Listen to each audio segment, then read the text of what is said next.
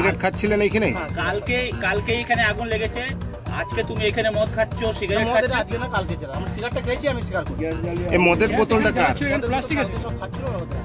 হস্তশিল্প মেলা আগুনে পুড়ে ছাই হবার পরেও টনক নড়েনি মেলা কর্তৃপক্ষের। আসানসোলের পোলো গ্রাউন্ডে রাজ্যের হস্তশিল্প মেলায় গতকাল অগ্নিকাণ্ডের ঘটনার পরেও টনক নড়েনি মেলা কর্তৃপক্ষের। বৃহস্পতিবার মেলা চত্বরে দেখা গেল ছোট রান্নার গ্যাস সিলিন্ডার দিয়ে চলছে রান্নাবান্না। এর পাশাপাশি ধূমপান করতেও দেখা গেল বিক্রেতাদের, এমনকি মদের বোতলও পড়ে থাকতে দেখা গেল। অন্যদিকে অগ্নিকাণ্ডের পর মেলা কমিটির হুঁশ ফিরেছে।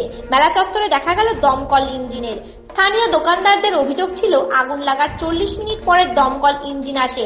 এত বড় মেলায় দমকল রাখা হয়নি কেন, এ নিয়ে প্রশ্ন তুলছে অনেকেই।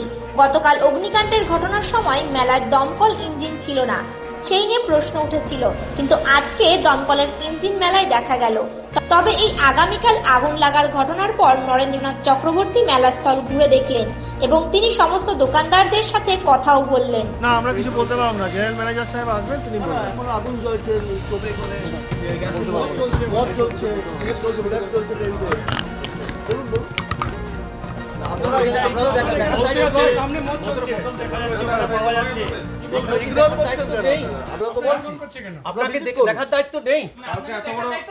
কালকে এত বড় অগ্নিকাণ্ড হলো, তাও আজকে গ্যাস জ্বালিয়ে রান্না হচ্ছে, সেখানে মদের বোতল, সিগারেট খাচ্ছে, তাহলে আপনারা দেখবেন না? বন্ধ করতে তো বলাই হয়েছে, তো এইগুলো কি দেখবেন না আপনারা? তখন এখনো তো খাচ্ছে, তাহলে কি আপনারা মানে আগুন লাগার পর যাবেন তাহলে নাকি? প্লাস্টিকের টেন্ট সেখানে অগ্নিকাণ্ড হওয়ার সময়তেও বলা হয়েছিল যে অফিসে কোনো লোকজন থাকে না। এখন অফিসে লোকজন আছে, তারপরেও কোনো তৎপরতা দেখা যাচ্ছে না। কি বলবেন বলুন?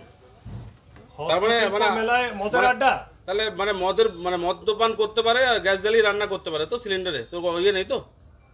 কোনো বাধ্য বলে নেই, আপনাদের বাধা বলে কিছু নেই। বলুন, আপনারা তো মেলা কমিটির নিতে আছেন, দায়িত্বে আছেন, বলুন।